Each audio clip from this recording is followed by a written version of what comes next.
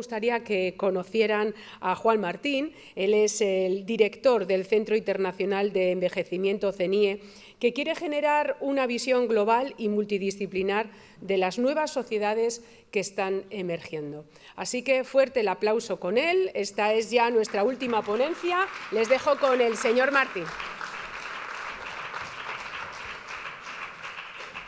Adelante, cuando quiera. Bueno, buenos días.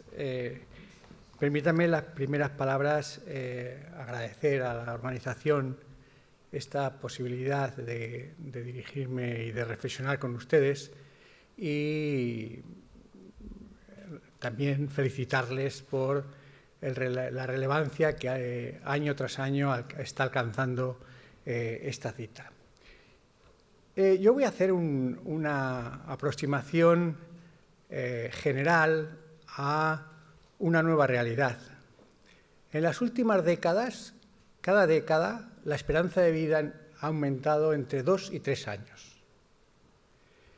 Si eso lo lleváramos a un día, los días hubieran pasado de 24 horas a 32 horas. Y uno se pregunta que si los días tuvieran 32 horas, más allá de hacer caso a las recomendaciones que nos han hecho sobre dormir, haríamos más cosas y, por tanto, nos tendríamos que replantear nuestra vida de acuerdo con esa extensión que tendría cada uno de los días. Y entonces, ese cambio es el que, en el que estamos trabajando de cómo afrontar una nueva realidad, una sociedad diferente. Y en ese sentido, a mí me gustaría empezar con una pregunta que me gusta hacer, y es ¿cómo nos gustaría vivir los próximos 30 o 40 años? Sabemos que los avances científicos y médicos han logrado que vivamos más tiempo. Pero la verdadera cuestión no es cuántos años vamos a vivir más, sino cómo viviremos esos años. Imaginemos el futuro. En 2050, en España, más del 40% de las personas tendrán más de 65 años. Y la proporción de mayores de 80 se habrá duplicado. Naciones Unidas nos dio el dato que en 2020 había 728 millones de personas en el mundo que tenían más de 65 años. Y que en 2100 serán 2.500 millones de personas. Pero no estamos hablando del futuro. Todo esto está pasando ya y nos exige actuar. Este cambio en la estructura de edad de las poblaciones no viene solo. Fundamentalmente lo que está ocurriendo es una transición a la longevidad. Y la mayor parte de ese aumento de esperanza de vida no se produce en la infancia o en la mediana edad, se produce en las edades avanzadas. Es donde se está ganando la ampliación de vida. Por otra parte, antes se ha citado, los niños que están naciendo hoy en los países desarrollados, más del 50% tienen una probabilidad muy alta de vivir más de 100 años. Vivimos más, pero ¿estamos preparados para vivir mejor? Y esto nos plantea un doble desafío, ¿no? No se trata solo de añadir más años a la vida, sino de garantizar que esos años se vivan con salud y bienestar. También tenemos que repensar nuestras estructuras económicas, sociales, sanitarias y sostener un envejecimiento activo y saludable. La longevidad no es solo una cuestión de salud individual, impacta en toda la sociedad. Desde la sostenibilidad del sistema de pensiones hasta la capacidad del mercado laboral para adaptarse, esta ampliación del ciclo vital es un cambio de paradigma que requiere respuestas innovadoras y estrategias a largo plazo. Para comprender la magnitud de este cambio, pensemos lo siguiente. Hace apenas un siglo, la esperanza de vida media en muchos países no superaba los 50 años. Hoy, en muchas naciones, supera los 80. Un dato más cercano. En España, en 1900, la esperanza de vida era de 34 años. Hoy supera los 80. Estamos ante una de las mayores transformaciones sociales de nuestra era. Pero esta transformación hay que enmarcarla en los 3 grandes cambios que se están produciendo y que van a marcar el siglo XXI. Por un lado, el cambio climático, que va a redefinir el acceso a los recursos y la sostenibilidad. Por supuesto, la revolución digital, que está transformando la manera en que trabajamos, aprendemos y nos relacionamos, y la propia evolución demográfica, que pondrá el rostro humano a los cambios que viviremos en las próximas décadas. Nos enfrentamos a una sociedad donde habrá más adultos mayores que niños, donde la longevidad redefinirá el mercado laboral, el sistema de salud y las dinámicas familiares. La longevidad no es un fenómeno biológico, sino una transformación global que va a impactar cada aspecto de nuestra existencia. Cuando hablamos de envejecimiento con demasiada frecuencia, lo hacemos desde la óptica de la crisis. Se menciona la sobrecarga de los sistemas de salud, la insostenibilidad de las pensiones, la reducción de la fuerza laboral.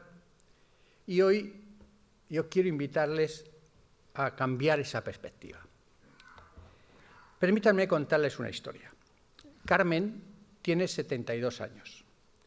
Se jubiló como profesora hace algunos años, pero en lugar de retirarse a la pasividad, decidió reinventarse.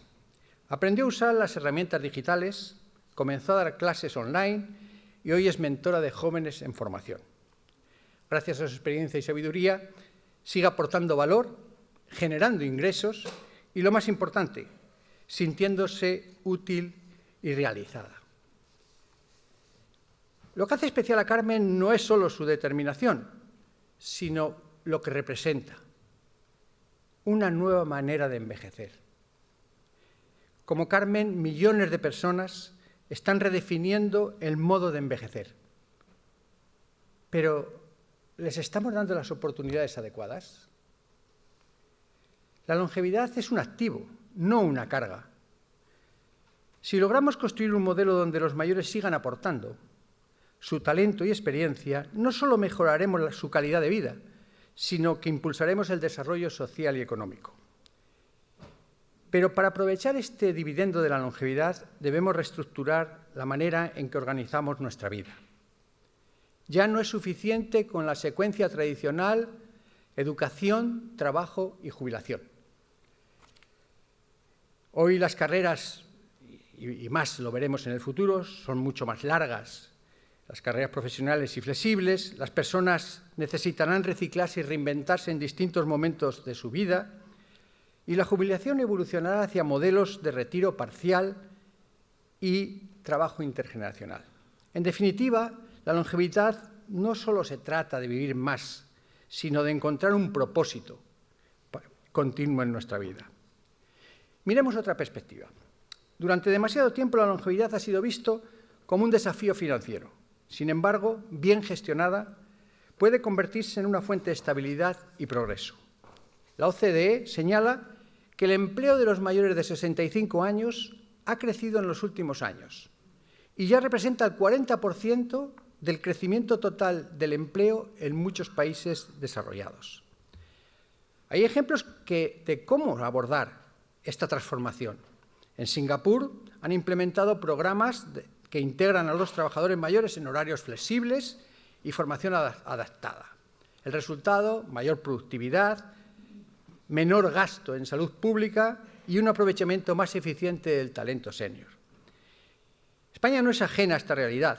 La longevidad es una palanca de crecimiento que puede transformar sectores clave de la economía si se adapta el mercado laboral y se aprovecha el poder adquisitivo de la población mayor. Les voy a dar un dato revelador. En un estudio que realizamos en CENIE, elaborado por Oxford Economics y la Universidad de Salamanca, los hogares de las personas mayores de 50 años generan el 60% del consumo nacional. Su impacto en el Producto Interior Bruto en 2019 supuso el 26% de la economía y generó 4.400.000 empleos. Lejos de ser un freno económico, la longevidad es un factor que dinamiza el mercado laboral y el consumo, capaz de aportar estabilidad financiera y nuevas oportunidades de negocio. Y aquí nos surge otra pregunta. ¿Estamos diseñando políticas para impulsar este motor de crecimiento o seguimos considerando la longevidad solo como un gasto social? Parémonos un momento en un sector donde la longevidad demuestra su impacto económico, el turismo. Somos el destino más atractivo para la población mayor. Los turistas que nos visitaron en 2019 aportaron más de 35.000 millones de euros al Producto Interior Bruto y generaron más de 600.000 empleos. Señalo este segmento porque se trata de un turismo singular. Es más estable y menos estacional que el turismo joven. Los turistas senior tienen mayor poder adquisitivo y viajan durante todo el año.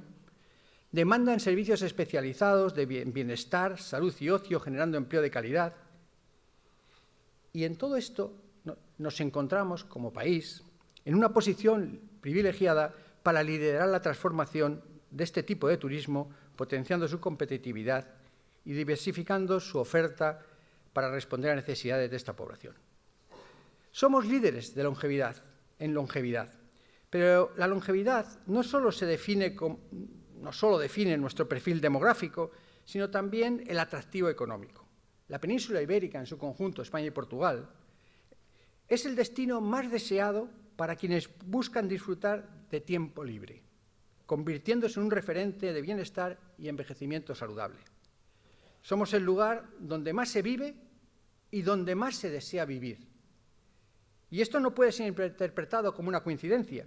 Tenemos la oportunidad de construir el sector estratégico basado en la longevidad, combinando la innovación, la economía del bienestar y la oferta turística diversificada. Y esto nos lleva a otra pregunta. ¿Aprovecharemos esta ventaja competitiva para posicionarnos como líderes en la economía de la longevidad o dejaremos que otros países nos tomen la delantera? Y ahora permítanme, porque es un campo en el que trabajamos, que haga una pequeña aproximación a algunos aspectos económicos y laborales. El envejecimiento no solo es una cuestión social, sino también un reto económico y social.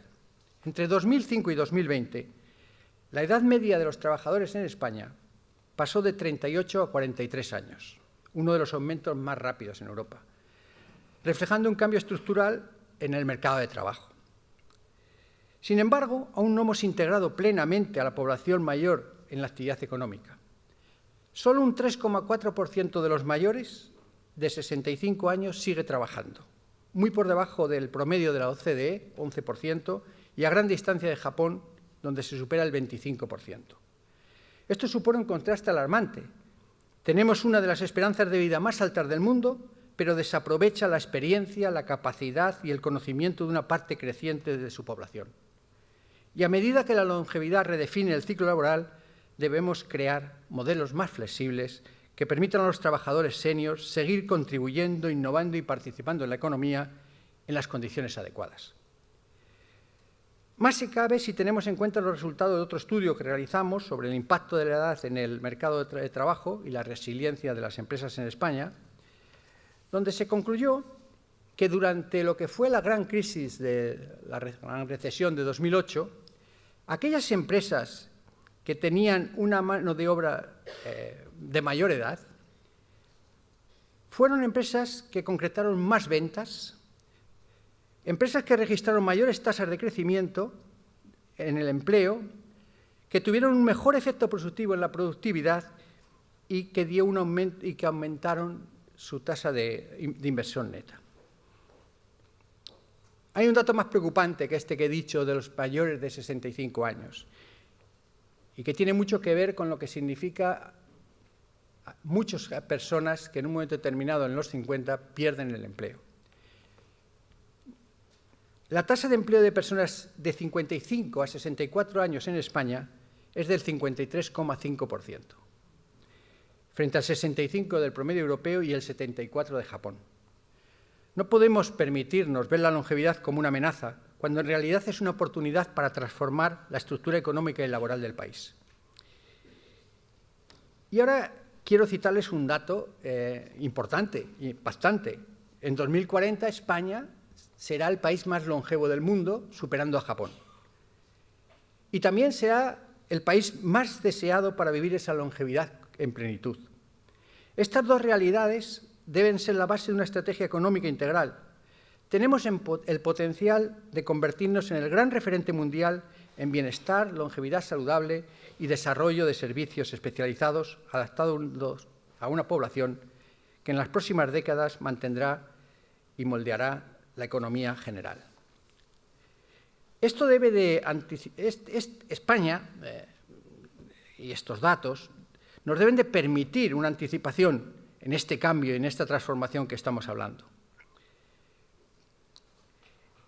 Y ahora voy a referirme al aspecto de salud, más concretamente a uno de los mayores desafíos que tiene toda esta revolución de la longevidad, la fragilidad, que en buena medida es la puerta de la dependencia.